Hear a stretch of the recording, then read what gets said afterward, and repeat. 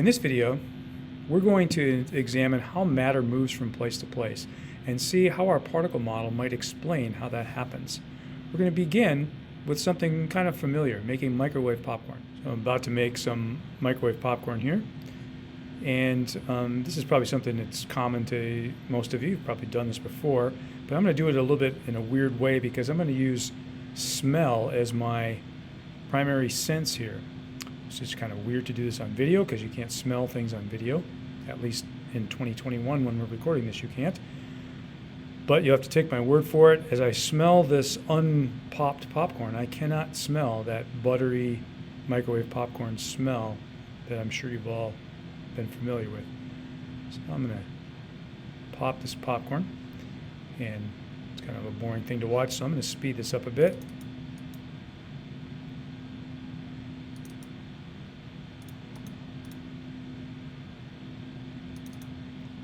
I'm stopping here to smell, and I can smell at that point, I remember it, microwave popcorn, that buttery kind of popcorn smell at that point. And definitely I could smell it there. So how can the particle theory of matter explain what we just saw? Well, here's one way. When I'm smelling something, some particle that comes from the butter in that popcorn that I'm smelling, that buttery smell, that particle is actually in my nose, touching some sensors inside my nose. How did it get there? It had to travel through air because this microwave is full of air and the room that the microwave is in is full of air, and my nose is full of air. So those particles had to migrate through air particles and make it to my nose. Possibly heating them up made them move faster, and so they could bounce their way through the particles more quickly, the air particles, and make it to my nose, whereas they just weren't moving, at least not fast enough to get to my nose, before I heated them up. Let's take a look at another phenomenon that might make this even easier to see. We've got two tall glass cylinders here. On the right-hand side, I've got some water boiling on some hot plates, and I'm going to pour some boiling water into one of the cylinders. Kind of in the way here, but that's what's happening. I'm dumping the water into the cylinder.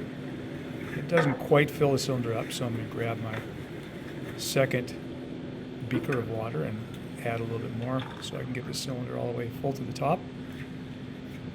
Okay, so hot water on the right. Now on the left, I've got some ice water in a pitcher. I'm going to try and get some of the ice out of there so that it's just water in my cylinder. But I'm going to put this cold water in the left side of the cylinder. I think I'm going to give up here and just pour it straight in.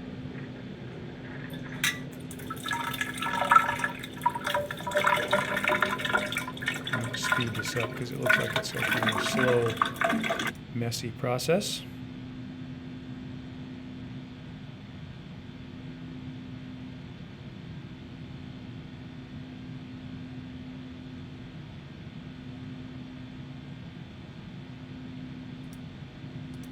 So it was a slow process and it was kind of a mess. I've refocused myself now so that I can see a little bit better these cylinders. I remember the right-hand side one has hot water, nearly boiling, and the left-hand one has ice water. I have red and blue food coloring, and I'm going to put a couple drops of each in the two cylinders, blue in the cold, red in the hot. And we're going to observe what happens here. So gravity is beginning to pull the food coloring down. It must be a little bit denser than water. But there's a difference between the two. On the red side, we can see the particles spreading out from side to side in the cylinder and occupying a lot of the space that the water also is occupying. But on the cold side, on the blue side, we see that the blue food coloring is sort of dropping almost as a mass, kind of staying together, and just a little bit of the food coloring is spreading out among the water particles. Just not very rapidly compared with the right-hand side. I'm going to speed this up.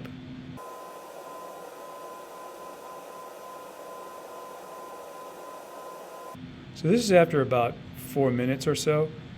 I think the red food coloring is pretty much dispersed throughout the entire cylinder, and it looks pretty red. The blue, there's still a lot of spreading out that needs to happen. Speed it up again.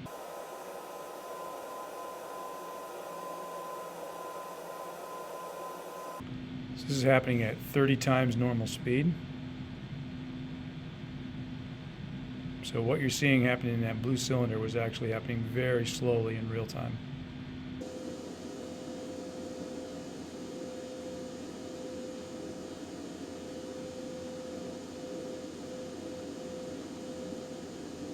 So the blue particles do spread out, but they just don't spread out nearly as rapidly, like many, many times less rapidly than the particles in a hot cylinder. Is there a way to explain this using the particle theory? I think there is. Here I have a simulation provided by PhET from the University of Colorado. And we have this box divided into two sides. On the left-hand side, I have 200 particles of these blue things that have a weight of 28 AMUs. We don't have to know what that means.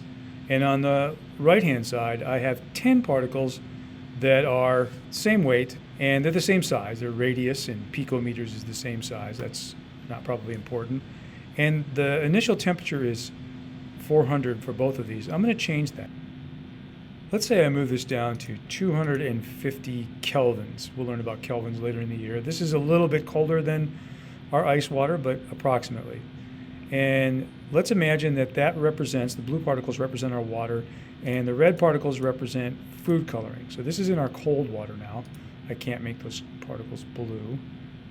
I'm going to match the two temperatures because they probably were about matched when I mixed them together. And then I have a stopwatch here. I'm going to reset this stopwatch, and then I'm going to start it and immediately remove the divider. There are 10 particles of food coloring in the right-hand side. Let's see how long it takes for 5 of them to migrate into the blue side. Start now.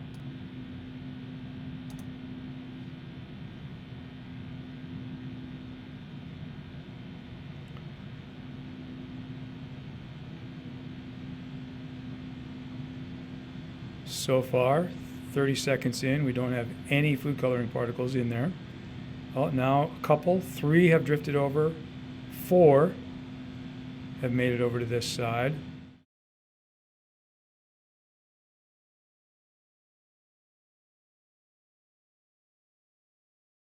Oh, now we're down to 3.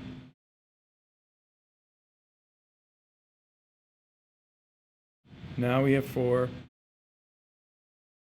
Oh, down to 3 again.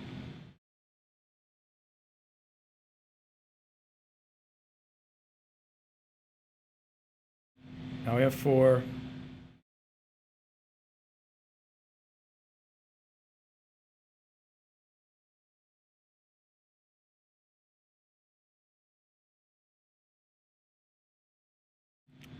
Oh, now we had 5 for just a second. Now we're back down to 3.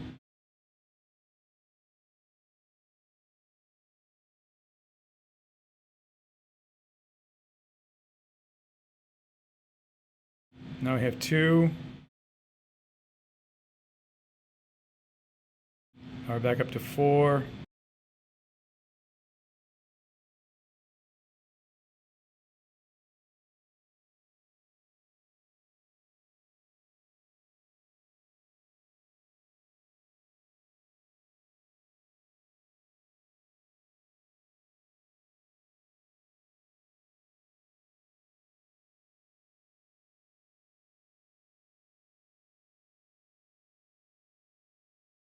Down to 3. Well, we're at over 300 seconds, and we still don't have 5 particles on the right-hand side, or on the left-hand side. So the rate of migration of the particles over to the other side has been pretty slow. Let's change things up a little bit. I'm going to stop the stopwatch. I'm going to reset the situation. And now I'm going to change the temperature to closer to what boiling water temperature would be. So that would be 400. 400 is a little bit hotter than boiling, but it's pretty close. I only get to go up by 50s. Okay, so we'll do the same thing. I'm going to pause this. I'm going to reset the stopwatch, already reset. I'm going to remove the divider, start the stopwatch, and then go. Now we have one particle in there. It moved.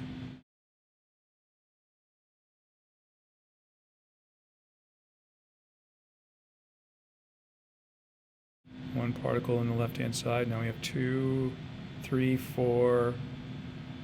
Now we have 5 particles in the left-hand side, and it's been 55 seconds, just under 60 seconds. So what we're seeing there is that the particles, when they're moving faster, they just bump around more, and they have the chance to migrate more quickly than when they're moving slower. Temperature is modeled here by the speed that the particles move around. We believe that we can add to our model that when particles are at high temperature, they're moving faster. Moving faster doesn't mean moving all at once faster.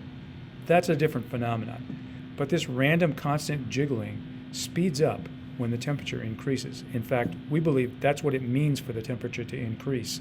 The average speed of the particles as they're bouncing around goes to a higher value.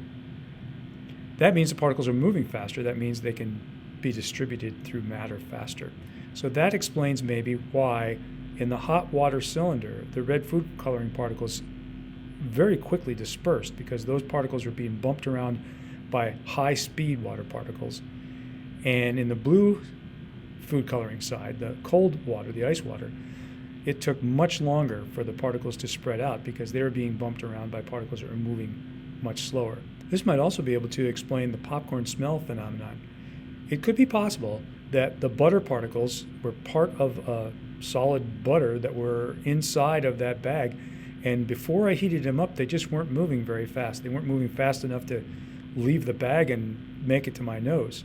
By adding energy and causing the temperature to go up, I vibrated them faster, gave them more random speed, and they were able to bounce through the air particles and make it to my nose much more quickly, and then I could smell the popcorn smell.